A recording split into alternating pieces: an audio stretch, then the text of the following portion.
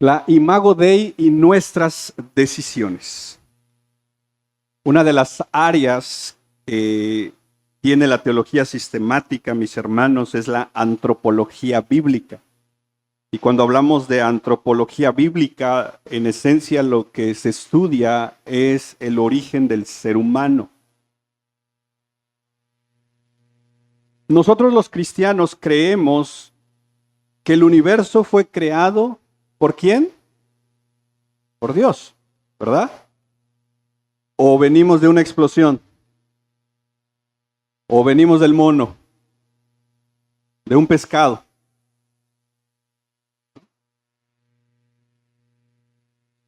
Dios creó el universo y Dios creó al ser humano dentro de ese universo.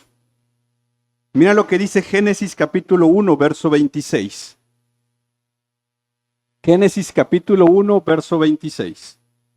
Y dijo Dios, ¿hagamos a quién? ¿A nuestra qué? Conforme a nuestra semejanza. Vean esas palabras, imagen y semejanza. De hecho, Imago Dei es una forma que comúnmente se le llama a la imagen de Dios. Y luego dice, y ejerza dominio sobre los peces del mar, sobre las aves del cielo, sobre los ganados, sobre toda la tierra y sobre todo reptil que se arrastra sobre la tierra. Verso 27. Dios creó al hombre, ¿a qué? Y quiero que vean algo, ahí ya no aparece la palabra semejanza, ¿verdad? Luego dice, a imagen de Dios, varón y hembra. Verso 28. Dios los bendijo y les dijo, sean fecundos y multiplíquense, llenen la tierra y sométanla, ejerzan dominio sobre los peces del mar, sobre las aves del cielo y sobre todo ser viviente que se mueve sobre la tierra. Ahora, ve conmigo un momento al Salmo capítulo 8, por favor, verso 3 al 5.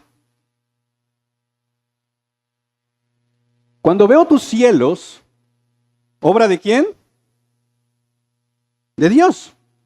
La luna y las estrellas, ¿quién las estableció? Verso 4. Digo, mira, esta pregunta es importante. ¿Qué es el hombre? Para que te acuerdes de él. Y el hijo del hombre para que lo cuides. Verso 5. Sin embargo, lo has hecho un poco menor que los ángeles. Pero no nos ha hecho igual que los animales. ¿Verdad? ¿Alguna vez escuchaste decirle a alguien, refiriéndose a otra persona, es que se comporta?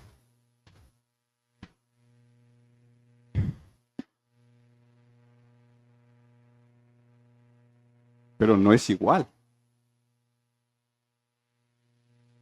Lo has hecho un poco menor que los ángeles, pero hay un elemento de valor y dignidad. Lo coronas, dice. Y aquí pueden surgir estas preguntas. ¿Qué es el hombre? ¿Qué somos nosotros? ¿Qué es el ser humano? ¿Por qué existimos? ¿Para qué existimos? Preguntas como estas han surgido a lo largo de la historia. De hecho, alguien le ha llamado que son las preguntas últimas que le dan sentido a la vida.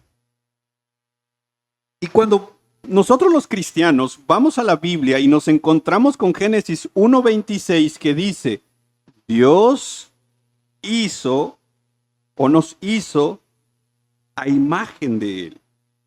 ¿Te acuerdas? Hagamos al hombre a nuestra imagen. ¿Te has detenido a preguntar qué significa eso? ¿Cuál es la imagen de Dios? ¿Será que Dios es como nosotros o nosotros somos como Dios? Porque no es lo mismo. Hay religiones que creen que Dios es como nosotros. Si hemos sido hechos a la imagen y semejanza de Dios, ¿será entonces que Dios tiene un cuerpo como nosotros? ¿A partir de qué momento un ser humano tiene la imagen y semejanza de Dios?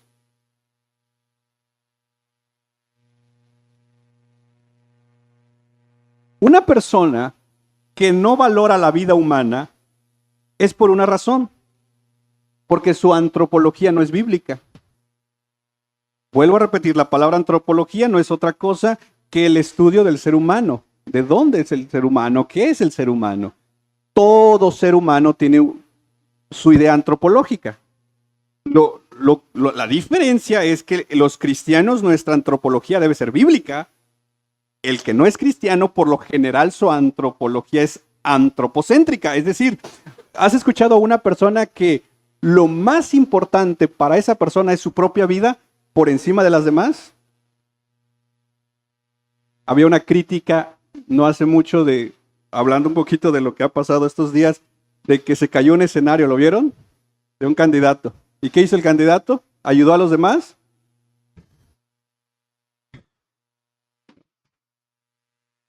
Leía una crítica que decía, si esa persona está dispuesta a no hacer nada, es que cuando nosotros estamos en el centro, no nos importa la vida de los demás. No me importa el prójimo. Yo saldré corriendo para salvarme a mí. Por eso en el temblor, cuando hay temblor, pero hasta de 2 pisos brinca la gente.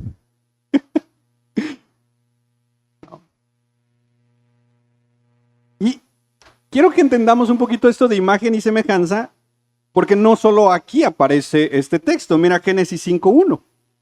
Y quiero que veas cómo estos textos nos van haciendo esta mención. Génesis 5:1. Este es el libro de las generaciones de Adán. El día que Dios creó al hombre a... ¿Qué palabra hace falta ahí? Génesis 9:6. El que derrame sangre de hombre, por el hombre su sangre será derramada. Aquí hay un elemento de darle un valor a la vida humana.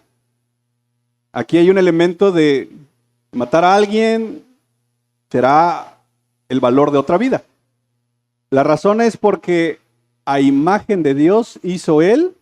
¿Quién es él? Al hombre. ¿Ah? Romanos 8:29. Porque a los que de antemano conoció, también los predestinó a ser hechos conforme ¿qué? Entonces Dios está formando una imagen, ¿verdad? Primera de Corintios 11:7. Pues el hombre no debe cubrirse la cabeza, ya que él es ¿qué?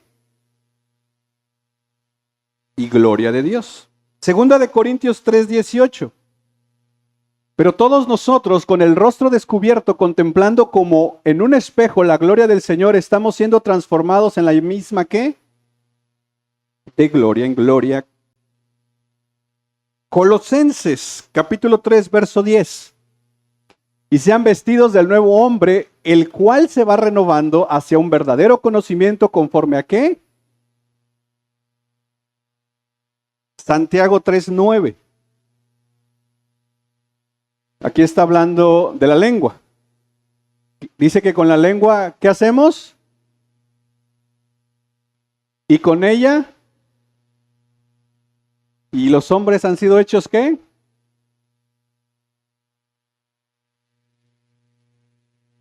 La perspectiva reformada,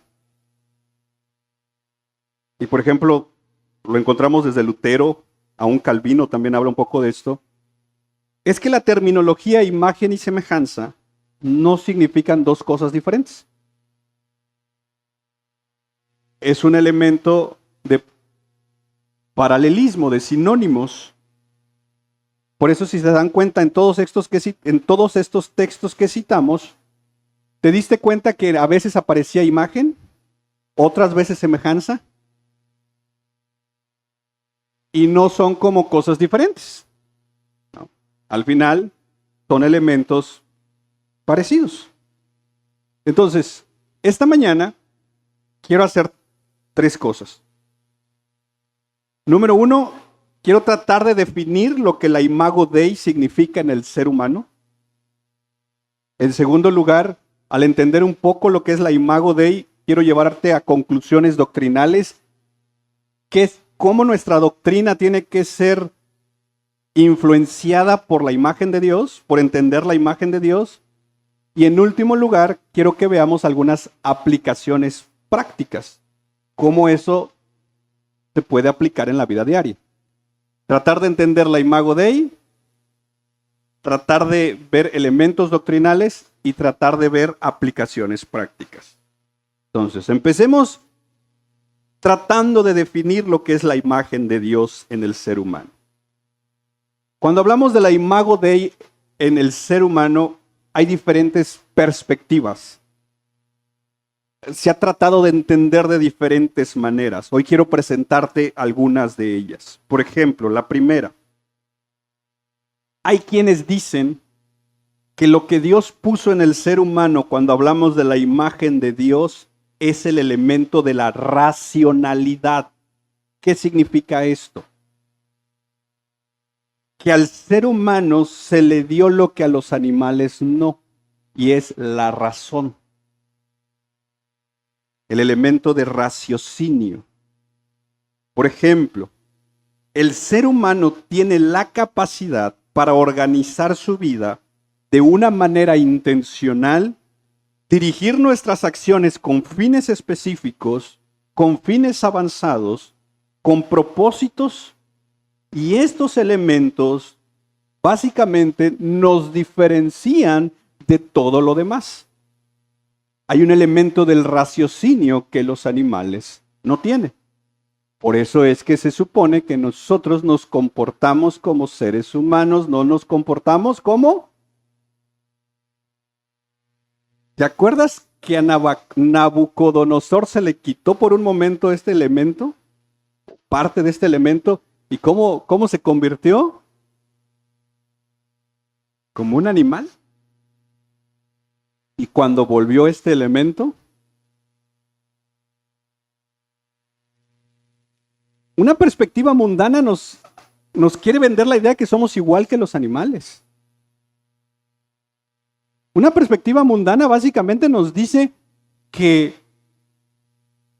no hay ninguna diferencia, y es más, hay corrientes del veganismo que por eso dice que no debemos de comer carne. Porque ¿quiénes somos nosotros para matar a un animal? Si somos igual que los animales. No somos igual que los animales. Somos llamados, sí, a cuidar a los animales, porque se nos ha dado dominio. Y entonces esta perspectiva básicamente dice que cuando Dios puso la imagen en nosotros, su imagen, nos dio un elemento de razón, de voluntad, de moralidad. Por eso es que nosotros hacemos actos morales, con un elemento de moralidad. Por eso entendemos o tratamos de definir lo que es bueno y lo que es malo. Y esos elementos de raciocinio, de establecer algo bueno, algo malo, básicamente es lo que nos separa de lo demás de la creación. Entonces, hay quienes entienden la imagen de Dios en el ser humano como un elemento de raciocinio. Pero hay otros que dicen, no. La imagen de Dios es el hecho de que fuimos hechos, fuimos conformados a semejanza de Dios. Y esta forma de pensar básicamente dice, la imagen de Dios significa que Dios nos diseñó como somos porque Dios es así. Los mormones, por ejemplo, creen que Dios tiene literalmente un cuerpo físico. Entonces, cuando Dios nos hizo a imagen y semejanza, por ejemplo, dicen ellos, Dios hizo un copiar y pegar.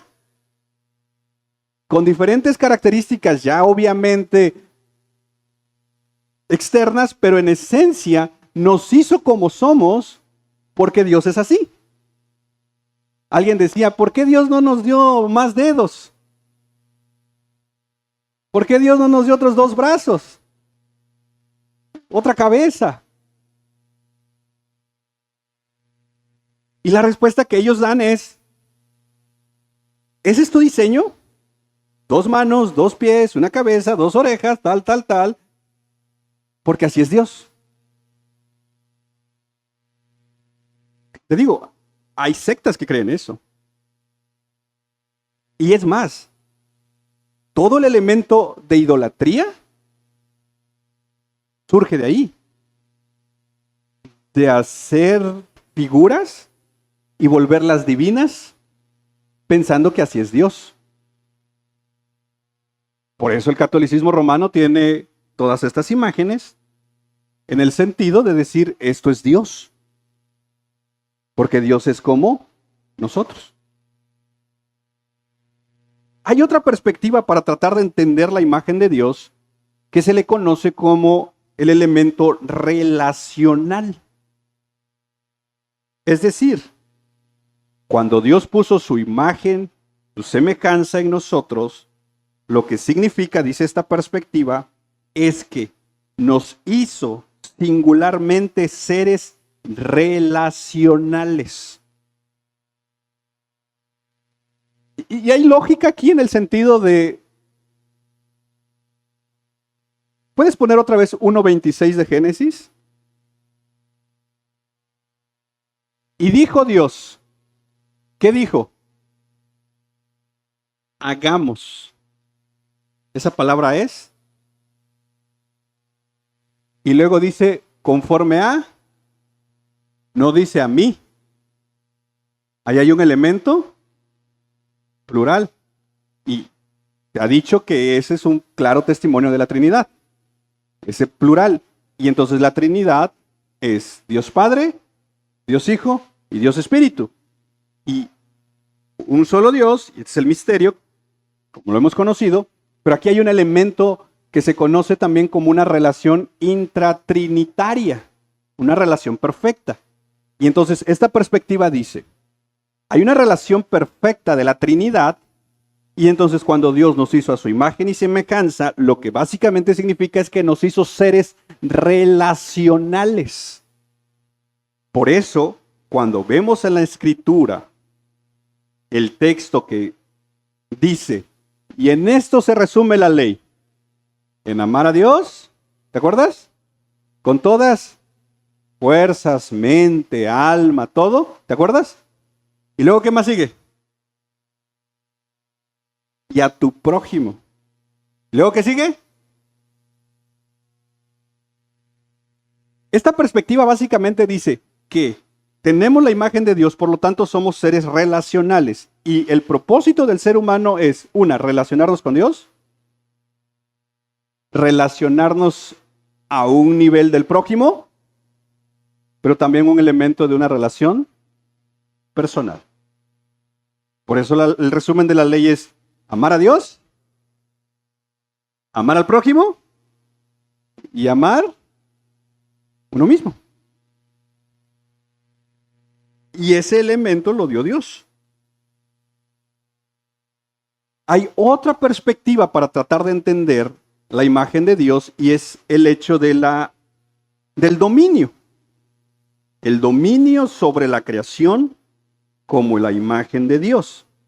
Nuevamente, mira lo que dice 1:26 de Génesis. Hagamos al hombre a nuestra imagen, conforme a nuestra semejanza.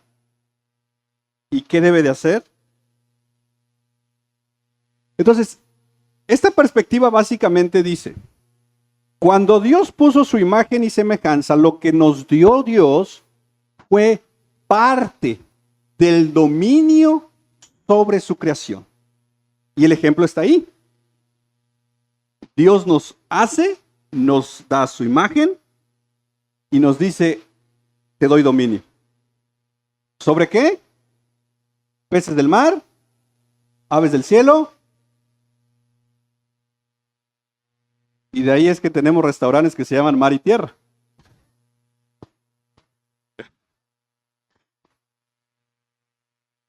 Y luego dice sobre toda la tierra y sobre todo hay un elemento de dominio. Es más, mira el Salmo capítulo 8, verso 3 nuevamente. Cuando veo tus cielos, obra de tus manos, la luna y las estrellas que tú has establecido. Verso 9. No, perdón, verso 4. Digo, ¿qué es el hombre para que te acuerdes de él? Y el hijo del hombre para que lo cuides. Verso 5. Sin embargo, lo has hecho un poco menor que los ángeles y lo coronas de gloria y majestad. Ojo ahí. ¿Lo has hecho qué? Menor que los ángeles, pero le has dado algo.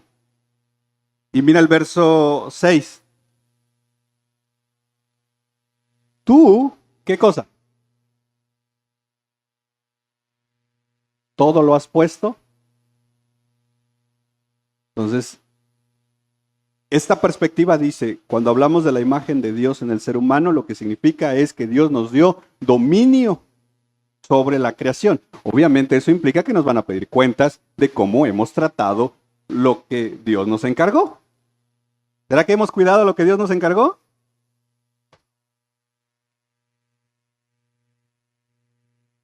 ¿Todo lo ha puesto? Mira el verso 7.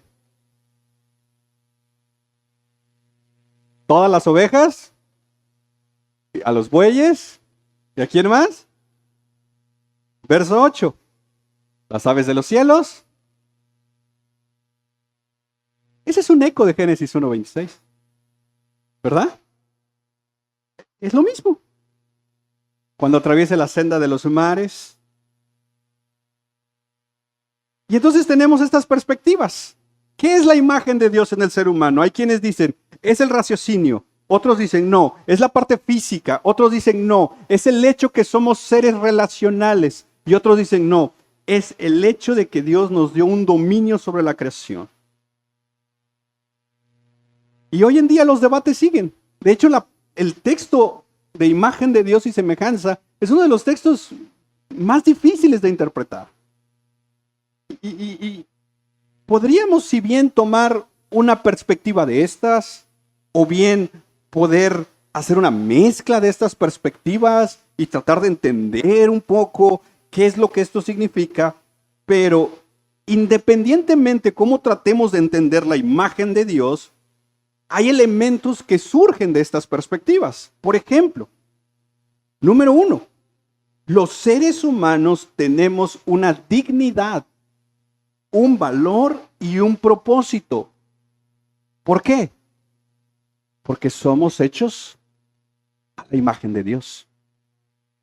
La vida del ser humano tiene valor. Pensé que iban a decir amén. Tiene propósito, tiene dignidad. Yo escuché una vez decir a una persona, no, dice, ni la vale, ni la bala vale. Le ofreció unos balazos. No vale no tiene ni el valor de una bala. ¿Te acuerdas? Lo hemos visto en Amós. La gente empezaba a comercializar a las personas, ¿te acuerdas? ¿Y a cuánto valía una persona? ¿Te acuerdas? El precio de unas chanclas y no unas Crocs. Bueno, hay unas en el mercado, ¿no? Que no parece cocodrilo.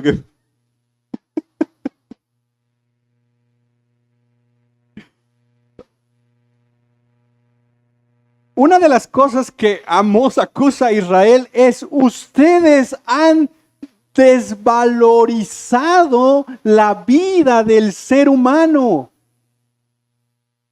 Cuando desvalorizamos la vida de una persona es porque hemos dejado de entender y dejado de ver que esa persona, como sea esa persona, es hecho a la imagen de Dios. Y a Dios le molesta tanto, y no lo digo por lo que estamos viendo hoy en día, lo vemos en el libro de Amós, le molesta tanto que su pueblo desvalore la vida de alguien más. Parte del juicio en Amós es el hecho de que este pueblo empezó a negociar con la gente, a vender personas, a ponerle precio a las personas. Lo segundo que podemos ir entendiendo es que los seres humanos tenemos una composición que nos hace diferente a todo lo demás. Todo ser humano tiene una composición única. Y aquí nuevamente, y espero un día poder enseñar un poco de esto porque es importante, pero dentro del cristianismo hay dos corrientes de pensamiento en esto de la composición del ser humano. ¿De qué está hecho el ser humano? Harta grasa. ¿Cuerpo? Ok, hay una línea de pensamiento que dice que somos tripartitos. Cuerpo, alma y espíritu. Y ya sé, en Tesalonicenses lo dice, ok. Hay otra línea de pensamiento que dice que somos bipartitos. Cuerpo y espíritu. Independientemente de dónde te posiciones, los animales no están hechos así. Los árboles no están hechos así.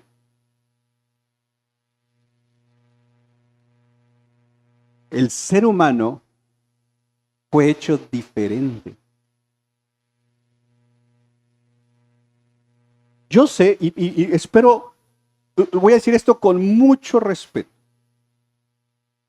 Yo sé que muchos, cuando se muere nuestra mascota, le lloramos. Pero no puedes igualar el dolor de perder una mascota a perder un ser querido.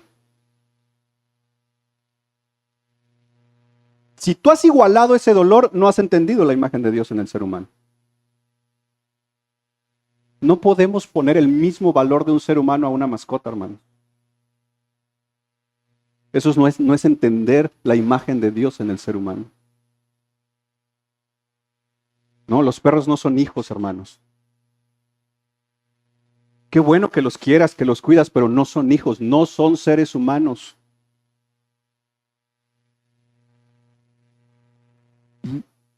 Pensar que los perros valen igual a un ser humano, o el gato, el que tú quieras, el loro, el caballo, vale igual que un ser humano, eso es empezar a desvalorizar al ser humano. Claro que tenemos que cuidarlos, y si tienes mascotas, Dios te ha dado dominio sobre las mascotas, no para que las maltrates, es para que las cuides. Claro, es obvio, sería inhumano maltratar a los animales en ese sentido.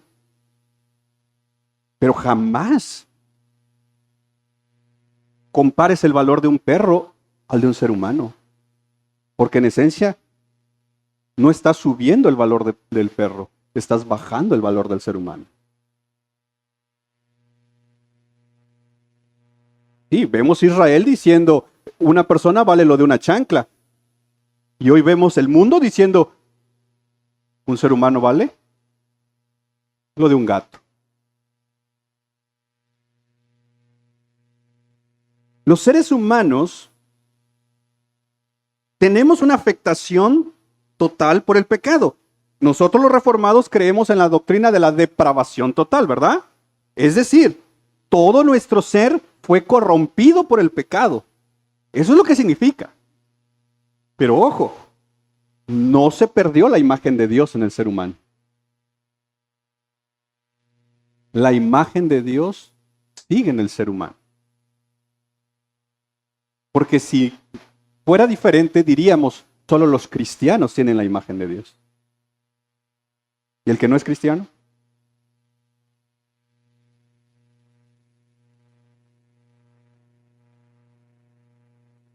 Todos los seres humanos tenemos la imagen de Dios.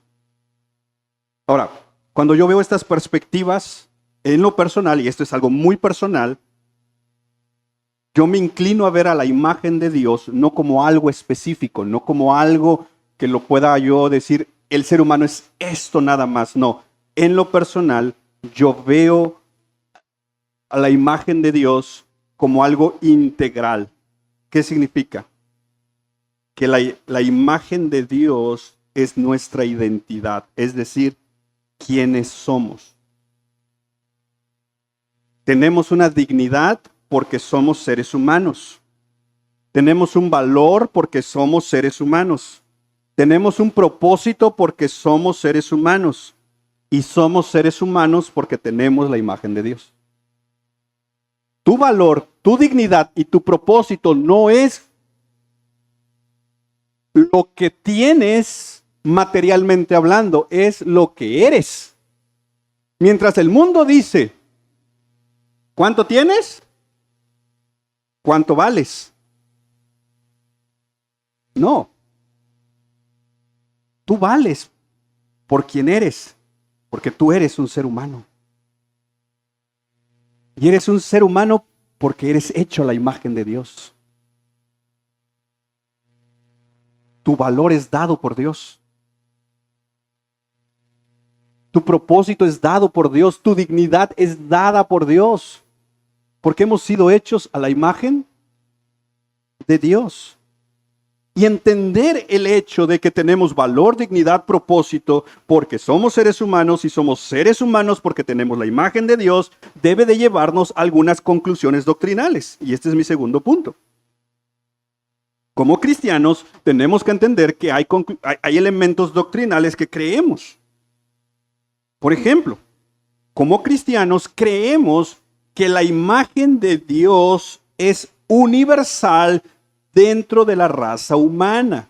Nuevamente, independientemente una persona sea cristiana o no sea cristiana, los dos son hechos a la imagen de Dios. Número 2. En la caída de Génesis 3, el pecado nos afectó, nos dañó, la inclinación de nuestro corazón es hacia el mal, el libre albedrío quedó afectado y nos inclinamos hacia el mal, pero eso no significa que la imagen de Dios se haya perdido. Es decir, en la caída de Génesis 3 no dejamos de ser seres humanos. Somos seres humanos caídos. No sé si me explico. Es decir, una persona que no tiene a Cristo en su corazón, también su vida tiene un valor. Porque es un ser humano. No entender esto nos puede volver, como ha pasado en la historia, ser cristianos racistas. No por un tema de color, sino por un tema de yo valgo más que el otro. Por el único hecho que soy cristiano. No. La vida de una persona tiene la imagen de Dios. Y como hemos dicho, es un ser humano caído. Número 3. No hay ninguna indicación en la Biblia que la imagen de Dios esté presente en una persona en mayor o menor grado que en otra. ¿Qué significa esto? Una persona no es más ser humano que otro. Una persona no es menos ser humano que otro.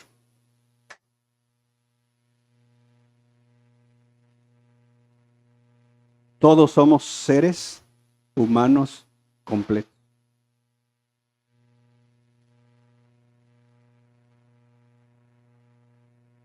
Número 4. La imagen de Dios no se relaciona con ninguna variable de género. Es decir, Dios hizo a un hombre y Dios hizo a una mujer. Y los dos, por igual, tienen la imagen de Dios.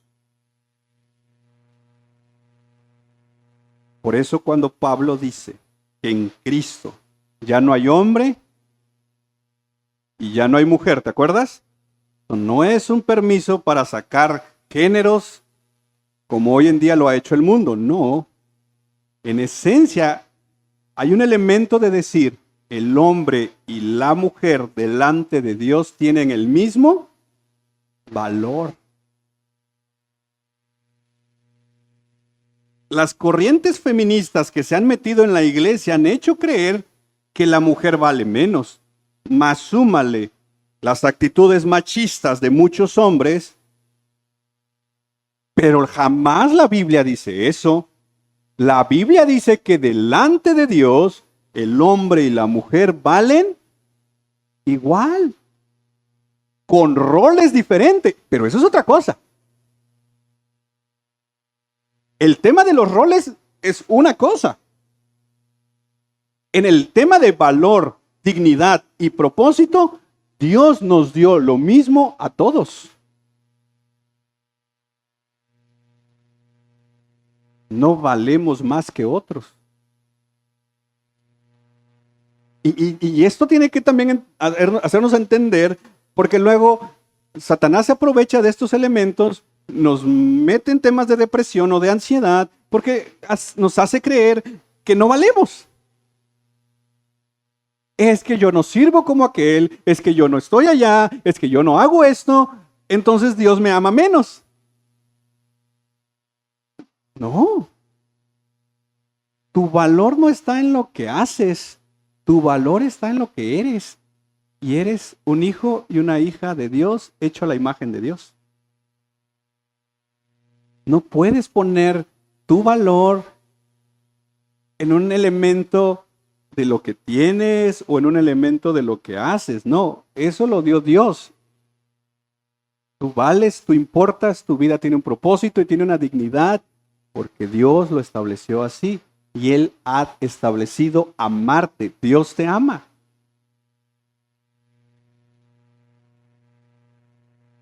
Número 5. La imagen de Dios forma parte de lo que somos. Es decir, no es algo que se añade por una religión. Y vuelvo a repetir, esto es importante entenderlo.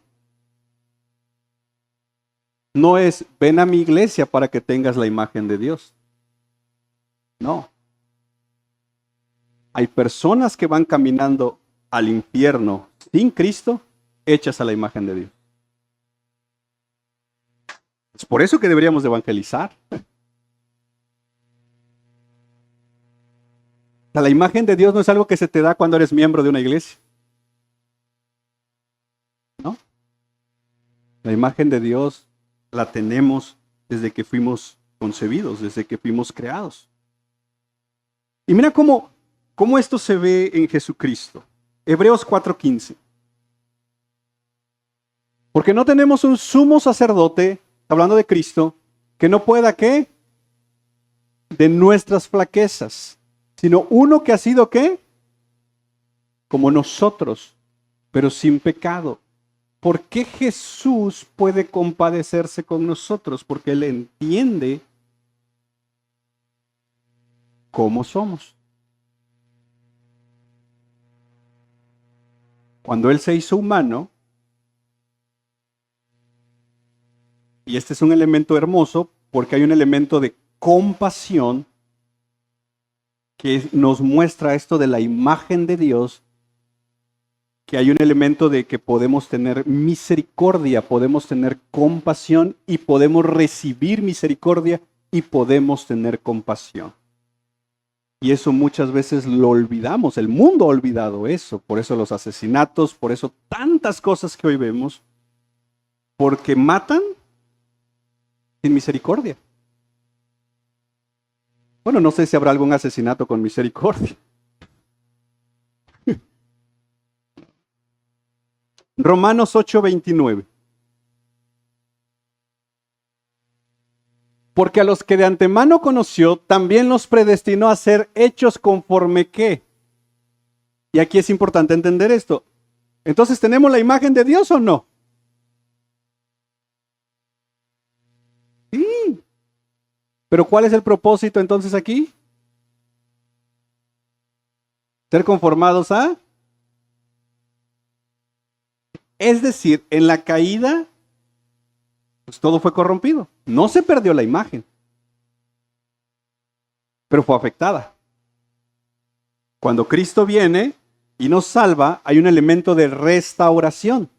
Él está restaurando todo al diseño original. Es decir, El propósito de nuestra santificación es que cuando lleguemos y seamos transformados y lleguemos a la presencia de Dios, seamos como Él diseñó la imagen de Dios en nosotros. De este lado de la eternidad siempre habrá inclinaciones a fallar, a pecar y todas estas cosas.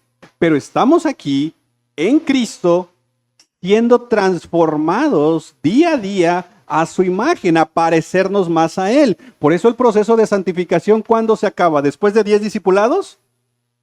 ¿Después de 5 libros de teología sistemática? ¿Cuándo? Hasta que estemos allá. Hasta ese día. Cuando entonces, dice Pablo, seremos transformados. Pero esa es la meta. Para allá vamos. Pero me encanta una conversación de Jesús que tiene con unos hombres. Marcos 12, verso 13.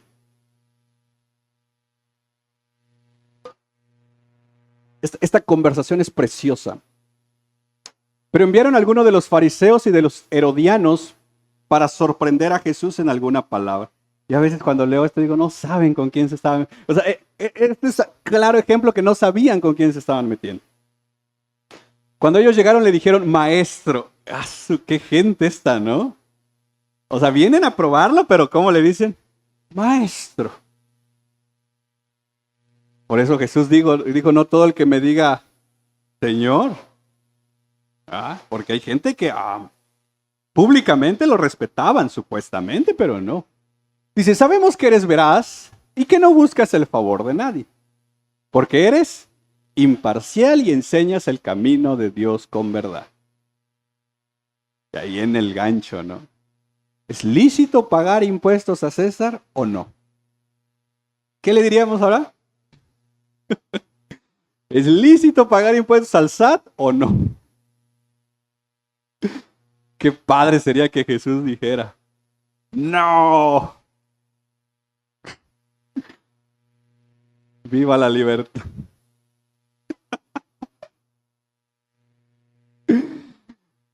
¿Pagaremos o no pagaremos? ¿Pero de qué se dio cuenta primero Jesús? ¿De que les importaba el tema de los impuestos? ¿De qué se dio cuenta? De la hipocresía de esta gente. Les responde, ¿por qué me están poniendo a prueba? Yo hubiera esperado que ahí los dejara. Pero Jesús les sigue respondiendo. Dice, a ver, traigan un denario. Traigan una moneda. Para verlo. Verso 16. Se lo trajeron y les dijo, esta pregunta es importantísima. ¿De quién es esta imagen y la inscripción? ¿Y qué responden? Entonces Jesús les dijo, den a César y a Dios, y se maravillaban de él, y la conversación ahí termina. A mí me hubiera encantado que esta gente le hubiera hecho una pregunta más a Jesús. Si yo hubiera estado ahí, yo le hubiera hecho una pregunta más a Jesús. Le hubiera yo preguntado, si esta moneda tiene la imagen de César, entonces, ¿le demos a César lo que es de César? Y acabas de decir que le demos a Dios lo que es de Dios. Yo hubiera preguntado, ¿qué es de Dios? Porque ¿qué le tengo que dar a Dios?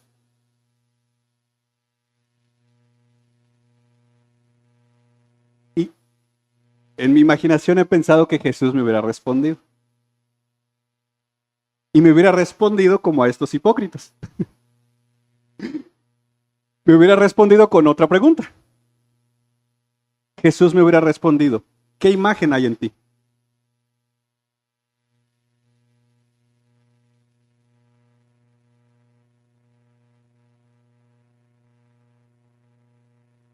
¿Qué imagen hay en nosotros? Y nosotros tenemos la imagen de Dios. Entonces, ¿qué le tenemos que dar a Dios? Toda nuestra vida. Porque no tenemos la imagen de otras cosas. De hecho, el problema de la idolatría es esa. Los ídolos se levantan en el corazón. Por eso es que los ídolos nos demandan tiempo, dinero, esfuerzo y nuestra vida.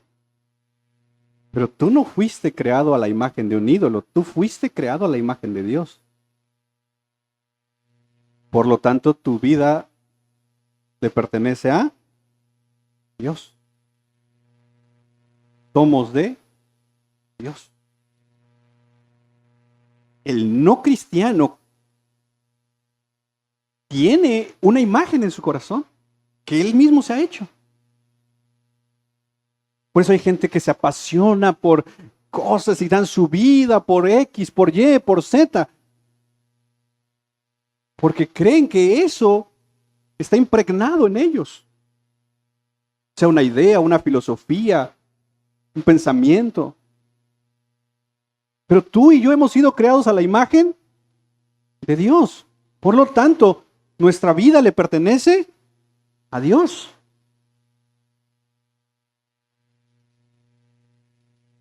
Y esto me lleva a mi último punto del sermón. Ya dijimos, la imagen de Dios, de una manera resumida, es lo que somos. Somos seres humanos con valor, dignidad y propósito. Porque somos seres humanos. Y somos seres humanos porque somos hechos a la imagen de Dios. Ya vimos algunas aplicaciones doctrinales. Nuestra vida gira en torno a Dios porque tenemos la imagen de Dios. Nuestras decisiones deben de girar en torno a Dios. Y aquí me lleva entonces a una aplicación práctica. Y el ejemplo, obviamente, es Jesús. En primer lugar, cuando ves la vida de Jesús, te das cuenta que Jesús tiene o busca siempre espacios para tener comunión, relación con su Padre. Lo veíamos el miércoles, ¿te acuerdas? Se levantaba de temprano, cuando todavía estaba, ¿te acuerdas? Oscuro, para ir con su Padre. Entonces, ¿qué vemos en Jesús? Vemos a un ser humano, verdaderamente hombre, verdaderamente Dios. Vemos a Jesús relacionándose con su Padre Celestial. ¿Cómo está nuestra relación con nuestro Padre Celestial? Pero no solo vemos un elemento de relación vertical, vemos un elemento de relación horizontal. Vemos a Jesús relacionándose, es más, vemos a Jesús relacionándose con las personas que los demás no se querían relacionar. ¿No a Jesús le dijeron, tú comes con pecadores? Ahora nosotros, que nos sentimos más dignos, ya no queremos que nos asocien con ciertas personas.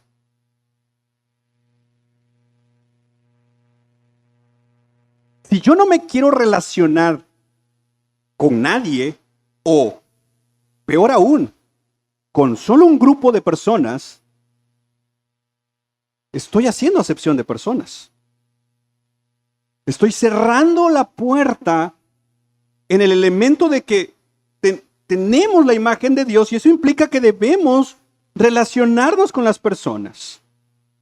Pero muchas veces, al igual que en el libro de Amós, empezamos a creer que porque tengo ciertas cosas, sea conocimiento, sea dinero, sea carro, sea casas, lo que sea, por tener eso, vaya, es que yo tengo este tipo de teléfono.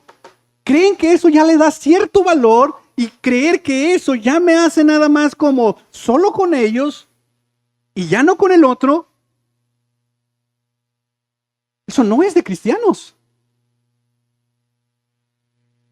No vemos eso en Jesús.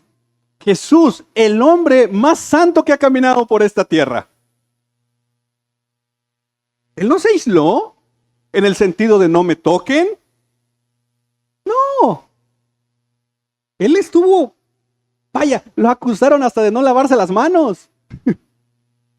Comía ahí de la tortillería con, órale, ¿no? ¿Hoy qué le diríamos a Jesús?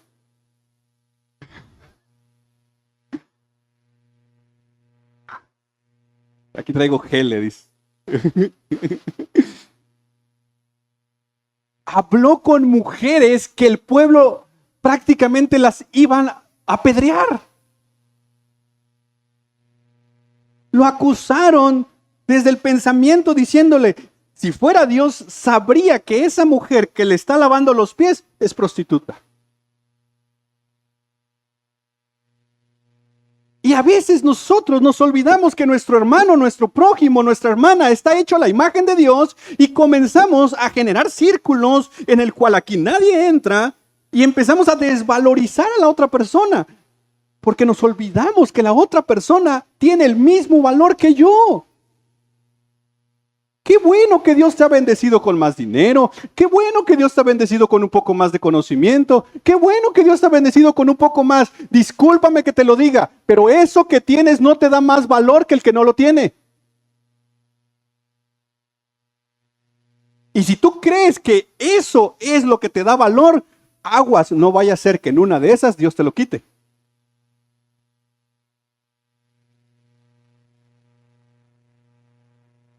Sí, porque a veces hemos puesto nuestro valor en lo que tenemos. Tenemos un poco de paguita. Ya sentimos que...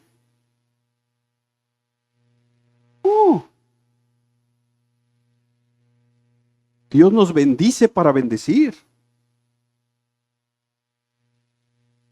Cuando hablo mal del otro, cuando me burlo, cuando menosprecio, no glorifico el nombre de Dios porque estoy despreciando la imagen de Dios en esa persona.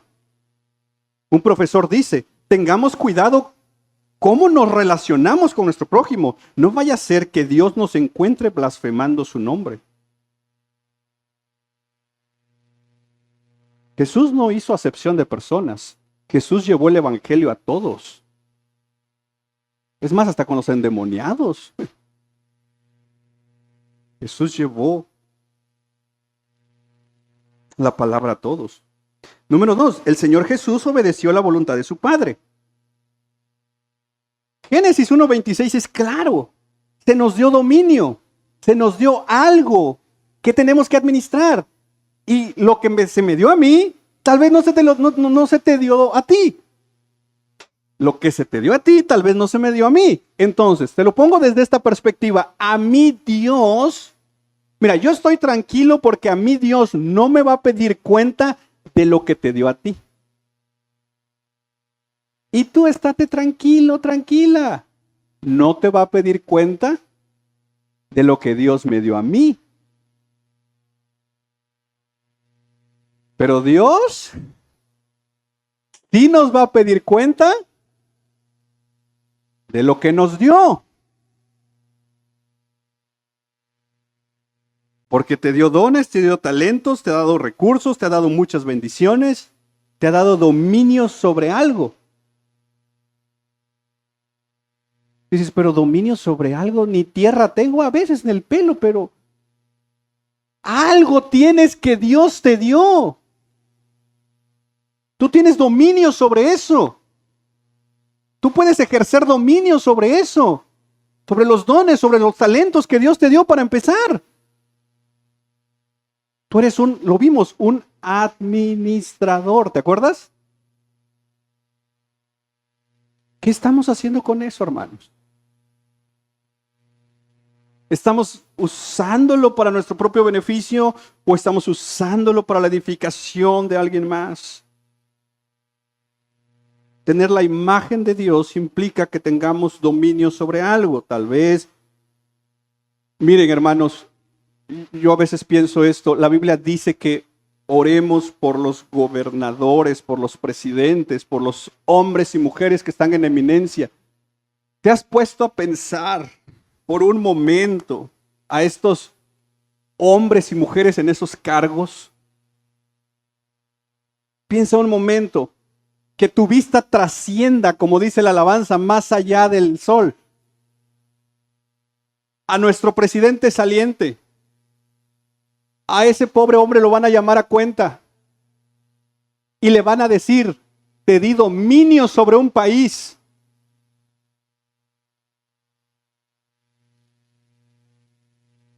Y mira lo que hiciste. Va a entregar cuentas con Dios. Todos los hombres y mujeres que se les ha dado dominio sobre algo van a entregar cuentas con Dios. Porque ¿quién los puso? ¿No lo dijimos? Dios pone y quita. ¿Con quién van a entregar cuentas? Por eso la Biblia dice que debemos orar por ellos. Y si alguna vez Dios te permite conversar con alguno de ellos, háblales el evangelio. Y no le digamos, ocupo un lío de láminas. Porque, hermano, la fama que hemos agarrado. Es triste decirlo, pero es la verdad. Una famita que hemos agarrado los cristianos con los políticos.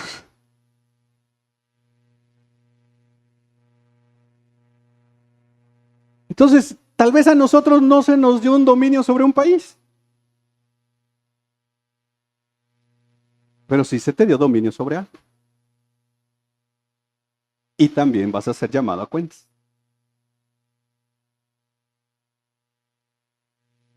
Y número 3, el Señor Jesús demostró un gran amor por el prójimo. Y el Señor Jesús demostró un gran amor por el prójimo. Y acuérdate, aquí estamos viendo estos elementos. Amar a Dios, amar al prójimo como a uno mismo. Y el Señor Jesús demostró un gran amor por el prójimo. Nosotros tenemos que hacer lo mismo. Por ejemplo, si alguien te pregunta, ¿por qué los cristianos estamos en contra del aborto? ¿Qué dirías? Si solamente nuestra respuesta se reduce a porque es asesinato, entonces estaríamos en contra de todos los tipos de asesinatos. Pero hay un elemento tras de eso. La pregunta sería entonces, ¿por qué estamos en contra del asesinato?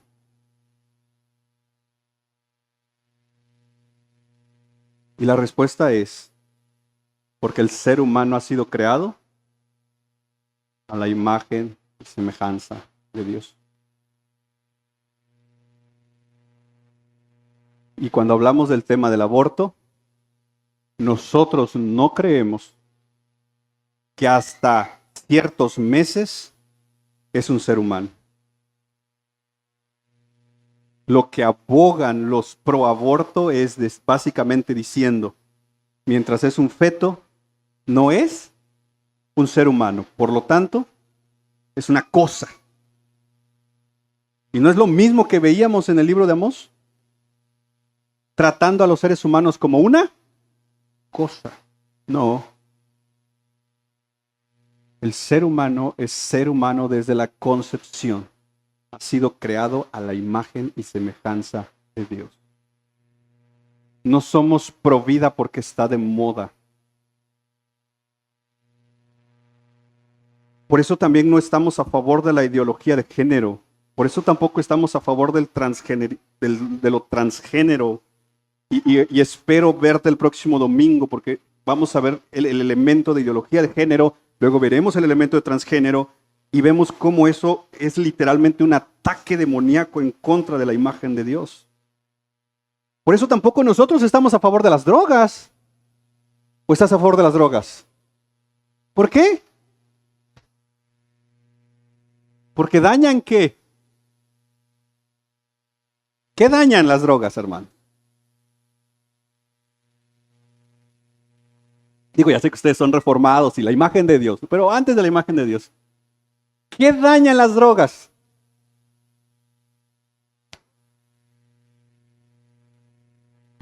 ¿Y quién te dio tu cuerpo?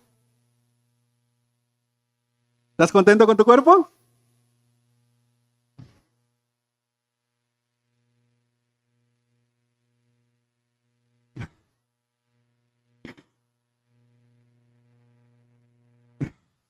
Amén. Estamos en contra de todas esas cosas porque dañan la creación de Dios. Estamos en contra de la ideología de género porque creemos que Dios hizo a hombres y a mujeres. La ideología de género es una forma de decirle a Dios, no estoy de acuerdo como me hiciste.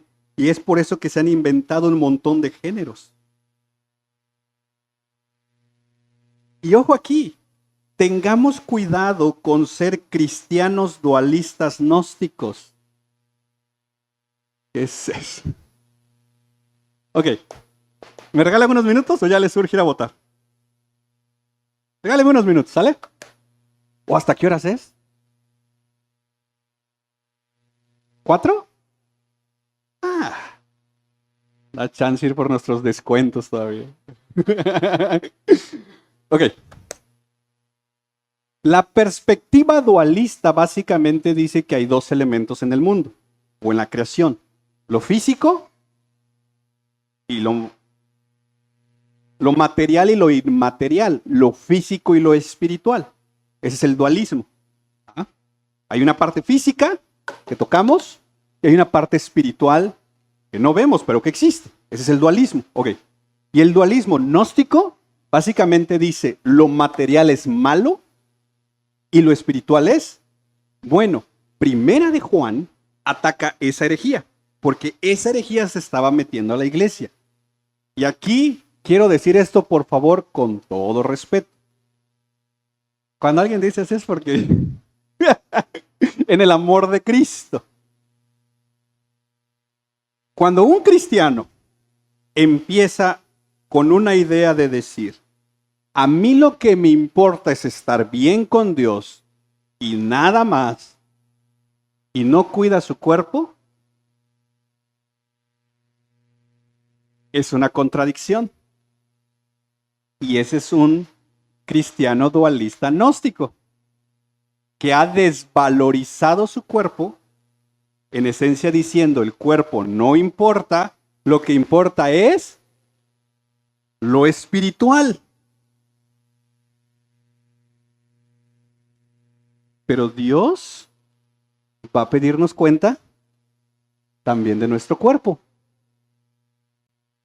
Porque ¿quién te dio tu cuerpo? Dios. Nosotros deberíamos ser cristianos en favor de una vida sana, una buena nutrición, una vida, vaya, equilibrada en ese sentido, no porque está de moda, no porque es la moda fitness, no. Esto debería ser parte de nuestra cosmovisión bíblica. Porque no creemos que el cuerpo vale menos. Ese fue el problema en Primera de Juan. La gente diciendo, lo que haga mi cuerpo no importa. Siempre y cuando mi espíritu está bien con Dios. Esa era una herejía. Por eso las personas se iban, pecaban y hacían cuanta cosa fuera. Y luego alguien les decía, hey, te vi allá.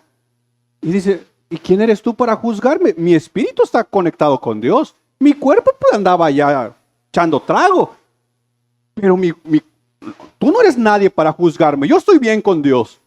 Ese es el dualismo gnóstico. Y decimos, no, yo no tomo, yo cuido mi cuerpo con la de 3 litros.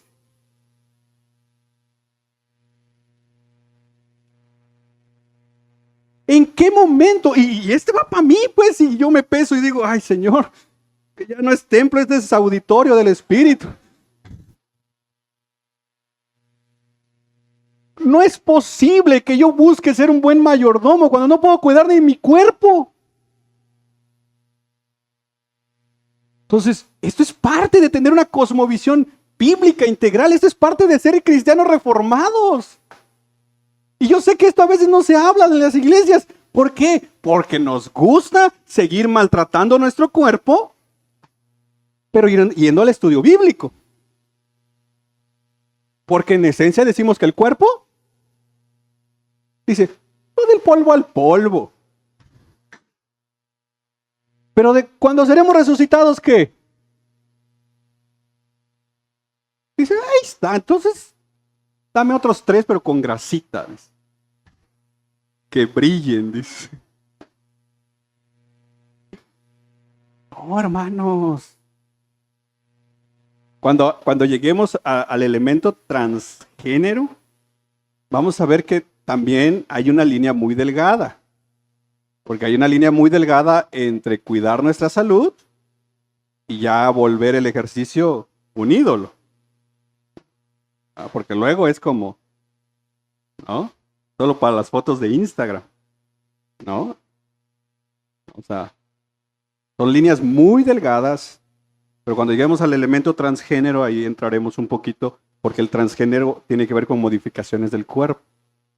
Entonces, a lo que voy es que como cristianos tenemos que entender que nuestro cuerpo, nuestro espíritu, nuestra alma, no somos seres divididos, somos seres integrales. Y Dios le ha dado un valor a todo nuestro ser, porque hemos sido creados a la imagen de Dios. Concluyo con esto. ¿Se acuerdan cuando se nos habló de Levítico 19?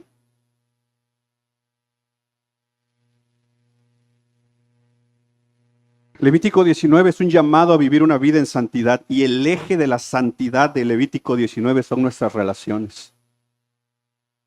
¿Cómo está nuestra relación con Dios? ¿Cómo está nuestra relación con nuestro prójimo? ¿Cómo está nuestra relación con nosotros mismos? Porque a veces ni nosotros nos queremos. Entonces, antes de hablar, antes de planear algo, antes de escribir algo, o antes de tomar una decisión, medita, piensa, ora. Esto que estoy diciendo, esto que estoy haciendo, esto que estoy escribiendo, esto que estoy decidiendo, ¿honra o deshonra la imagen de Dios en la otra persona o en la comunidad donde Dios me puso? Hermanos, hay un ejemplo. Uno de los mayores teólogos, se dice que no ha habido y no habrá tal vez un teólogo tan grande en Estados Unidos como Jonathan Edwards. Se habla que el hombre marcó un punto de diferencia en Estados Unidos. Dios lo usó para traer un avivamiento. Pero como todo ser humano que tiene luces y sombras, pues el hombre tenía esclavos. De hecho, hay una anécdota que dice que hay documentos, hay una universidad que tiene los documentos de Jonathan Edwards y hay una hoja donde trae un bosquejo de un sermón. Él no tenía como el cuaderno, así. Él hacía sus bosquejos así que en una hoja. Entonces es curioso porque hay una hoja donde tiene un bosquejo de un sermón que dice la integridad del siervo de Dios. Y ahí tiene su bosquejo. Cómo tiene que ser un hombre de Dios, un hombre íntegro, tal, tal, tal. Lo irónico es que esa hoja, cuando le das vuelta, es un recibo donde él estaba comprando un esclavo.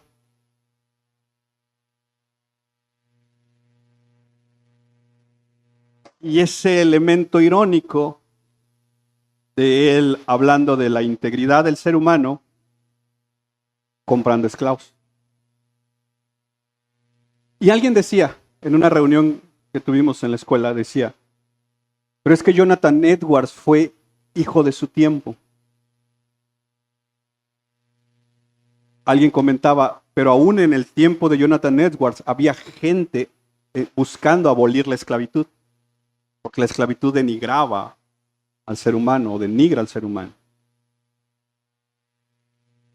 Y me quedé pensando en esa frase, que era hijo de su tiempo.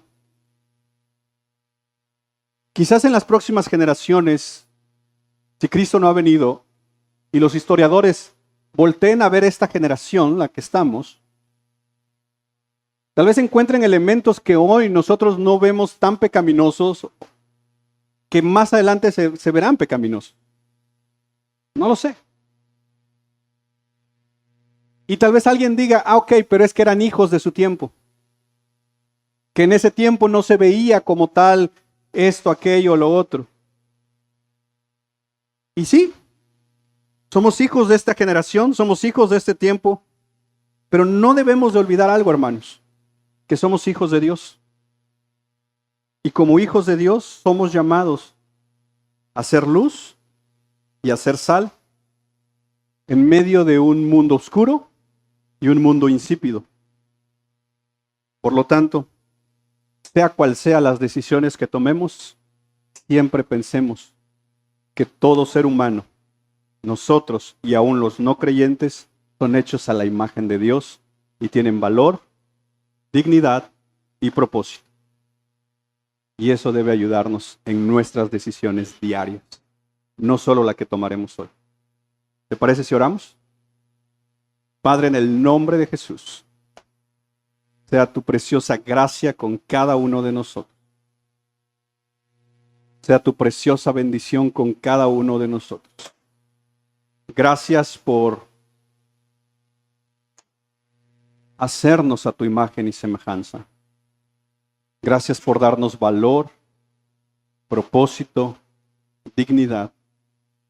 Gracias por darnos un cuerpo que, si somos sinceros, muy pocas veces lo hemos cuidado. Pero ayúdanos a entender que tenemos un cuerpo, tenemos un alma, tenemos un espíritu. Y todo importa. Y así como importa para mí, debe de importarme también la vida de mi prójimo. Debe de importarme también la vida de la otra generación que me sigue. Debe de importarme la vida en todo su sentido. Y yo te pido por sabiduría, Señor, porque muchos hoy vamos a tomar decisiones que tienen que ver con la política de nuestro país. Y sea cual sea las decisiones que tomemos, Señor, ayúdanos a siempre estar orando por nuestras autoridades. Porque tú les has dado dominio sobre países, sobre estados, sobre municipios, y tú les pedirás cuentas sobre eso. Ayúdanos a ver a la política como un lugar misionero a donde ir y predicar. Pero siempre y cuando tú nos envíes. Porque muchas veces la política termina corrompiéndonos. Pero Señor, queremos honrarte también en nuestras elecciones. Y no solo las elecciones en la política, queremos honrarte en las elecciones diarias. En cómo cuidamos nuestro cuerpo, cómo cuidamos nuestra familia, cómo hacemos nuestro trabajo. Es fácil criticar al presidente cuando nosotros no cumplimos en nuestro trabajo que nos diste. Es fácil criticar al senador, al diputado, cuando tal vez yo me robo tiempo en mi trabajo. Señor, ayúdame a entender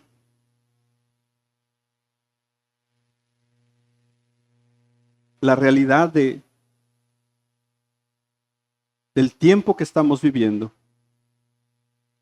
Y en medio de este tiempo ser luz, ser sal y vivir para tu gloria. Vamos, iglesia, toma un momento para orar por México. Oremos por nuestro país. Padre, te pedimos por nuestro hermoso país. Aquí nos pusiste en este hermoso México. Y perdónanos porque, pues desde nuestras autoridades, desde las leyes, pues te hemos dado la espalda, Señor. Perdónanos, Padre, porque nuestras autoridades en un día aparecen con una Biblia y en otro día aparecen haciendo rituales satánicos. Nos unimos a pedirte perdón, Señor, por nuestro México. Nos unimos como Nehemías diciendo, yo y todo nuestro país hemos pecado, Señor. Te pedimos perdón como México. Te pedimos perdón como Chiapas. Nos hemos jactado en toda la República diciendo que somos el estado de Chiapas. Es el estado con más cristianos en toda la República. Pero hoy en día es uno de los estados más violentos. Pero hoy en día es uno de los estados donde el aborto es legal.